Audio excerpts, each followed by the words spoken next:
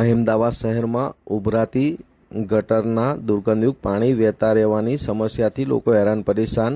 મહેમદાવાદ શહેરમાં આવેલ વાત્સલ્ય 3 flat system પાસે તેના એન્ટ્રી ગેટની બહાર જ સિદ્ધિવિનાયક જતા રોડ તરફ રોડ ઉપર ગટરમાં કોઈ કારણોસર સતત ઘણા વર્ષોથી આ દુર્ગંધયુક્ત ગટરના ગંદા પાણી સતત વહેતા રહે છે, જેને લઈને આ ફ્લેટમાં રહેતા લગભગ 80 જેટલા ફ્લેટો આવેલા છે, જેની અંદર લગભગ 500 જેટલી વસ્તી ધરાવતા આ વાત્સલ્ય 3 કોમ્પ્લેક્સના લોકોને, રહીશોને, રહેવાસીઓને હવે બહાર નીકળવું ભારે થઈ ગયું છે અને રોડ પર અવર જવર કરતા લોકો સતત આ દુર્ગંધયુક્ત પાણી વહેતા રહેવાને લઈને, આ ભરેલા પાણીને લઈને રોડની ઉપર સ્લીપ ખાવાના પણ બનાવો બને છે. વાહન ચાલકોને અકસ્માત પણ થાય છે અને જાનહાનિનો પણ ભય રહે છે. ત્યારે અહીંના રહેવાસીઓને હંમેશા આ ગટરના દુર્ગંધયુક્ત પાણીને લઈને ઘરની બહાર નીકળવું ભારે થઈ જાય છે.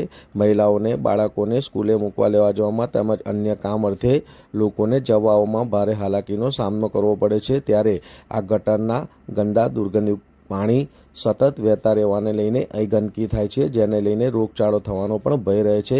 ત્યારે અહીંના લોકોના જણાવ્યા મુજબ વારંવાર તંત્રને લેખિત મૌખિક રજૂઆત કરવા છતાં પણ આ સમસ્યાનું કોઈ નિવારણ ન આવતા તેઓ દ્વારા 11 જુલાઈ 2024 ગુરુવારના રોજ સાંજે 7 વાગે મીડિયાના માધ્યમથી તંત્રને રજૂઆત કરવામાં આવી છે કે હવે જો આ સમસ્યાનું કોઈ નિરાકરણ નહીં આવે તો મહિલાઓ દ્વારા આની ઉચ્ચ કક્ષાએ રજૂઆત કરવામાં આવશે અને છતાં પણ જો તેનું નિરાકરણ નહીં આવે તો તેઓ દ્વારા હલ્લાબોલ પણ કરવામાં આવશે. નમસ્કાર દર્શક મિત્રો, વોઇસ ઓફ ગુજરાત ન્યૂઝ ચેનલમાં આપનું સ્વાગત છે. હું છું વિરાંગ મહેતા. સમાચારમાં વિશેષ જોઈએ તો અહીં આગળ આપ દ્રશ્યમાં જોઈ શકો છો એમ કે આ વાત્સલ્ય 3 વિસ્તાર છે મહેમદાવાદમાં આવેલો અને વોર્ડ નંબર 3 છે અને અહીં આગળ અહીંના રહેવાસીઓના જણાવ્યા મુજબ ઘણા સમયથી આ ગટરના પાણી જે ઉભરાય છે એ સમસ્યાથી એના લોકો હેરાન પરેશાન થઈ ગયા છે અને તેઓના જણાવ્યા મુજબ લગભગ 2019થી આ સમસ્યાનું કાયમી નિવારણ નથી આવતું.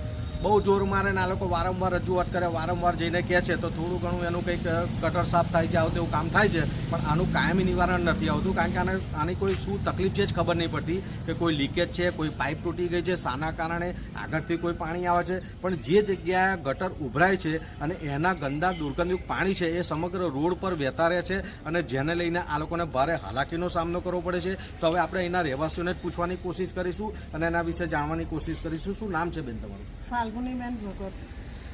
કયો વિસ્તાર છે આ વાત્સલ્ય 3 નો એરિયા છે, વિસ્તાર છે અને મૌધા રોડ પર આવેલો છે. એટલે આમ સિદ્ધિવિનાયક મંદિરે જવાય. આ રોડ જે છે એ ડાયરેક્ટ આ સાઈડ સિદ્ધિવિનાયક મંદિર છે ત્યાં નીકળે છે અને પછી અમદાવાદ હાઈવે પર જાય છે. તો આ વાત્સલ્ય 3 વિસ્તાર છે, એમાં લગભગ કેટલા આવા ફ્લેટના બંગલા છે? આ વાત્સલ્ય 3 ના વિસ્તારમાં અમારે લગભગ 80 ફ્લેટ છે. કેટલી વસ્તી હશે? 500ની વસ્તી છે. આ 500 જણની વસ્તી છે અને તમે કહો છો કે છેલ્લા ઘણા વર્ષોથી આ ગટર ઉભરાવાની સમસ્યા છે, બરાબર? અને આ જે તમારો એન્ટ્રન્સ એટલે મેઇન ગેટ છે ત્યાં આગળ જ આ ગટર આવેલી છે અને ત્યાં આગળ આ સમસ્યા છે, તો તમે આને કોઈ રજૂઆત નથી કરતા? ઘણી બધી વખત રજૂઆત કરી, લેખિતમાં કરી, મૌખિક રીતે કરી, પણ છતાં પણ જાણે તંત્ર બેરું થઈ ગયું હોય એમ આનું કોઈ નિરાકરણ, કાયમી નિરાકરણ આવતું નથી. ક્યાં રજૂઆત કરી તમે? અમે નગરપાલિકામાં પણ કરી, મામલતદારશ્રીને ત્યાં પણ કરી, પણ છતાં પણ એનું કોઈ નિરાકરણ નથી. હવે આ ઉભરાતી ગટરના પાણી છે, બરાબર દેખાય છે કે ભાઈ રેલા એના ઠેક દૂર દૂર સુધી જાય છે, એનાથી શું શું સમસ્યા થાય છે? એનાથી તો ઘણી બધી સમસ્યા થાય છે. અમારે ત્યાં પહેલું તો આરોગ્ય બગડે છે. નાના નાના બાળકોથી માંડીને વૃદ્ધો બધાને આનો સામનો કરવો જ પડે અને ગંદકી તો થાય જ, કારણ કે ગંદુ પાણી બહાર આવે છે, એની ગંદી સ્મેલ અને બીજું ઘણું બધું મેલેરિયા થવાનું પણ સંભાવના રહે, કારણ કે મચ્છરનો ત્રાસ વધી જાય, રોગચાળો ફાટી નીકળે.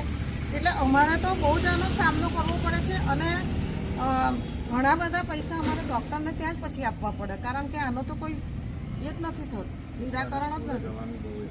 અહીંના રહેવાસીઓના જણાવ્યું, હમણાં તમે થોડાક સમય પહેલાં બી અરજી આપી છે, એટલે તમે મૌખિક લેખિત અરજી, હમણાં લેખિતમાં કોણ અરજી આપી તમે? હમણાં લેખિતમાં અમે નગરપાલિકામાં પણ અને મામલતદારશ્રીએ ત્યાં આપી છે. વહીવટ કરતા મામલતદારશ્રી છે, તમે મામલતદારશ્રીને પણ શું કહો? મામલતદારશ્રીએ મામલતદારશ્રીએ કહ્યું કે નિરાકરણ આવી જશે થઈ જશે પણ કશું થતું નથી, કાયમી ધોરણે નથી થતું. હવે અને તમે ફોન ઉપર પણ રજૂઆત કરી છે છતાં પણ નથી થતું. એટલે અમારે તો ત્યાં કોઈ ગેસ્ટ આવે તો પણ, કારણ કે આ મેઇન ગેટ છે, એન્ટ્રન્સ છે, અને એની અંદર જ આટલી બધી ગંદકી, ઘણા બધા વાહનો અહીંયાથી પસાર થતા હોય છે, ઘણા બધા નાગરિકો પસાર થતા હોય, બધાને આ દુર્ગંધનો સામનો કરવો જ પડે છે. હવે તમે વારંવાર લેખિત મૌખિક રજૂઆત કરી, ઘણા વર્ષોથી આ સમસ્યા, હજુ પણ આ સમસ્યાનું નિવારણ નહીં આવે તો શું કરશો તમે? તો પછી અમારે આગળ ઉચ્ચ સ્તરે રજૂઆત કરવી પડશે, અને બધા જ અમે મહિલા ભેગી થઈ અને નગરપાલિકા અથવા તો મામલતદારશ્રીને ત્યાં જઈશું, રૂબરૂમાં જઈશું અને કહીશું કે સર તમે પોતે અહીંયા આવો અને આ હાલાકી ભોગવો અને તમે જુઓ કે અહીંયા અમે કેવી રીતે રહીએ છીએ. આમ શું કરશો પછી? તો બી નહીં થાય તો પછી આંદોલન કરવું પડશે અમારે. મહિલાઓ બધી એકત્રિત હા, થઈને મહિલાઓ આંદોલન એકત્રિત થઈ અને પછી અમે આંદોલન કરવું જ પડશે, કાં તો ઉપવાસ કરવા પડશે, બેસવું પડશે, ધરણા કરવા પડશે, કારણ કે એનો સામનો તો ગમે તે રીતે નિરાકરણ તો લાવવું જ પડશે ને, કાયમી લાવો. એવું નહીં કે એક વખત આ કરી ગયા પછી પાછો આનો આ પ્રશ્ન દર વર્ષે ઊભો જ રહે છે. તો જોઈ આનું શકો છો કાયમી નિરાકરણ દર્શક જોઈએ. મિત્રો, આ રીતના આ મહિલાઓના જણાવ્યા મુજબ મોટી સંખ્યામાં મહિલાઓ એકત્રિત થઈ છે અને તેઓના જણાવ્યા મુજબ તેઓને પોતાના બાળકોને સ્કૂલે મૂકવા લેવા જવામાં, શાકભાજી જેવી અમુક ખરીદી કરવામાં અને વ્યવહારિક કોઈ બી એમને સમાજની અંદર પ્રસંગ હોય તો બી એમની ત્યાં મહેમાન આવતા પણ ખચકાય છે. આવી અનેક સમસ્યાથી ઘેરાયેલી આ મહિલાઓ છે.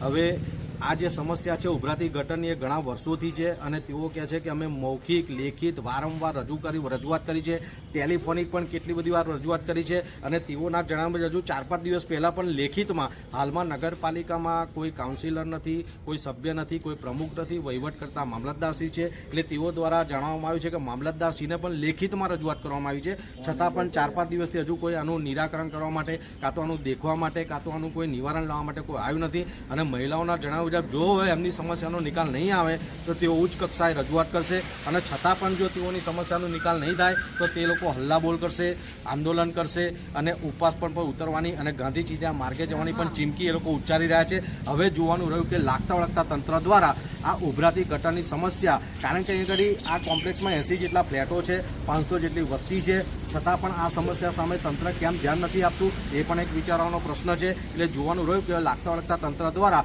આ સમસ્યાનું નિવારણ લાવવામાં આવે છે કે કેમ. વિરાંગ મહેતા, મહેમદાવાદ.